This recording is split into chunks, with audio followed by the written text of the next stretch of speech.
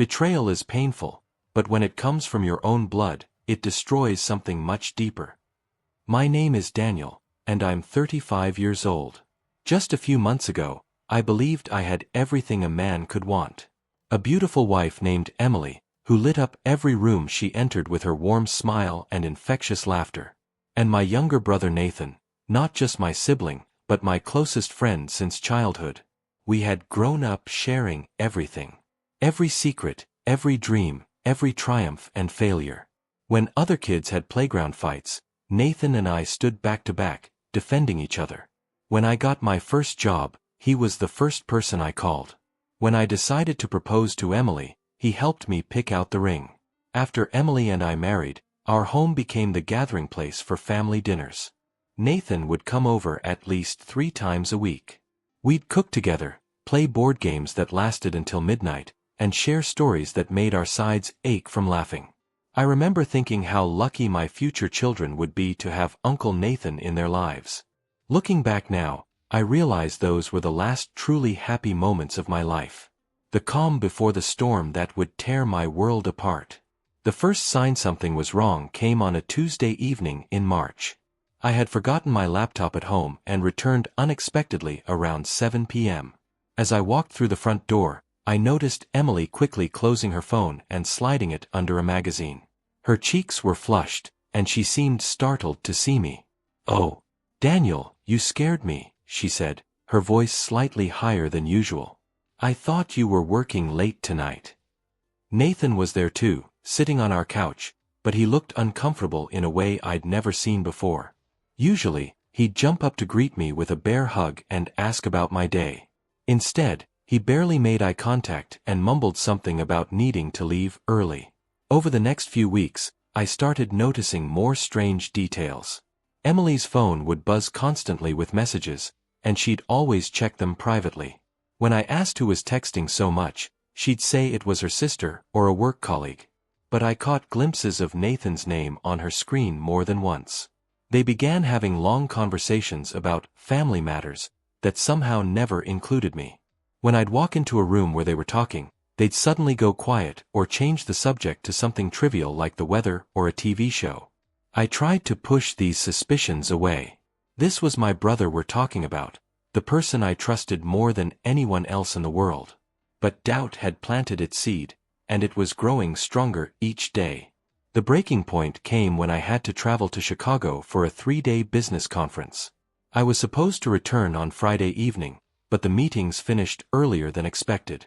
Instead of staying an extra night as planned, I decided to surprise Emily and come home Thursday around 10 p.m. The house was quiet when I pulled into our driveway. Emily's car was there, but I also noticed Nathan's motorcycle parked on the street. Odd, since he usually used our garage when visiting. I used my key to enter through the front door, trying to be quiet in case Emily was already asleep. The living room was empty, but I could hear voices coming from upstairs. At first, I thought maybe Emily was on a phone call. Then I heard laughter, her laughter, soft and intimate in a way that made my stomach clench. And then I heard another voice responding, a voice I had known my entire life. My heart started pounding so hard I was sure they would hear it. I slowly climbed the stairs, each step feeling like it might be my last.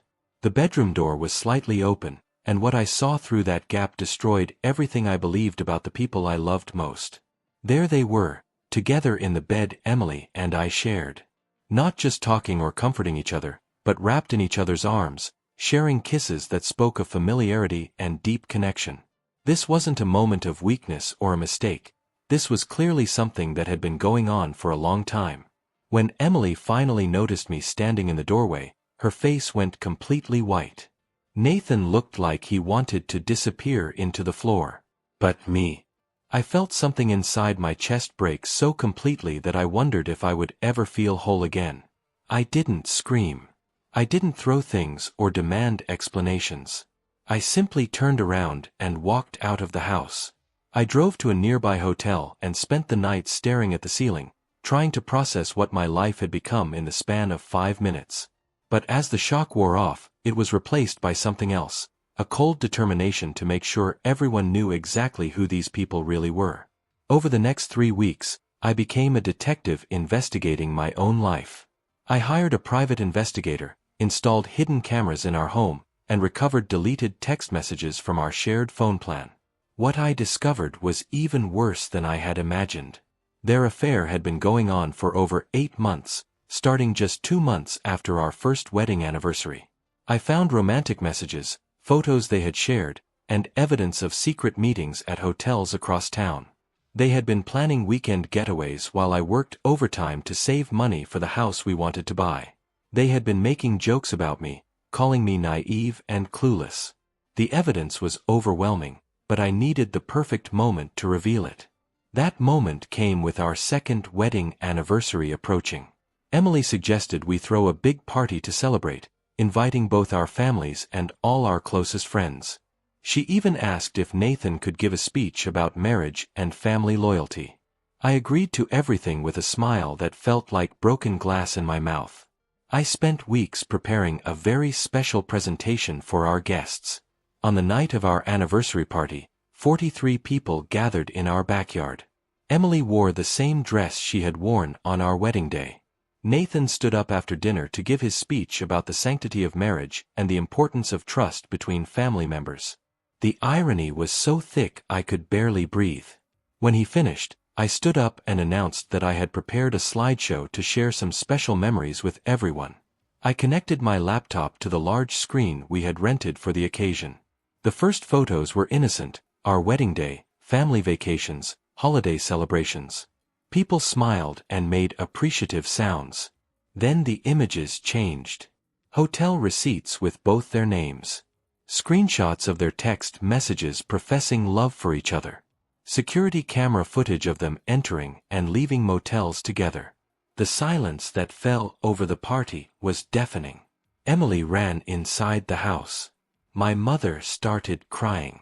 My father couldn't even look at Nathan, who stood frozen like a statue while everyone stared at him with disgust and disbelief. I packed my belongings that night and moved to Denver the following week. I never spoke to either of them again. Emily filed for separation immediately, and Nathan lost everything that night. Not just me, but the respect of our parents, our extended family, and every mutual friend we had. Sometimes I wonder if my revenge was too harsh. But then I remember that night when I found them together, and I realized that some betrayals are so deep, so complete, that they change you forever. I learned that the people closest to you have the power to hurt you in ways you never imagined possible. But I also learned that sometimes, the best thing you can do is walk away and build a new life with people who actually deserve your trust. The deepest wounds come from those we love most. But healing begins the moment you stop making excuses for people who never deserved your loyalty in the first place.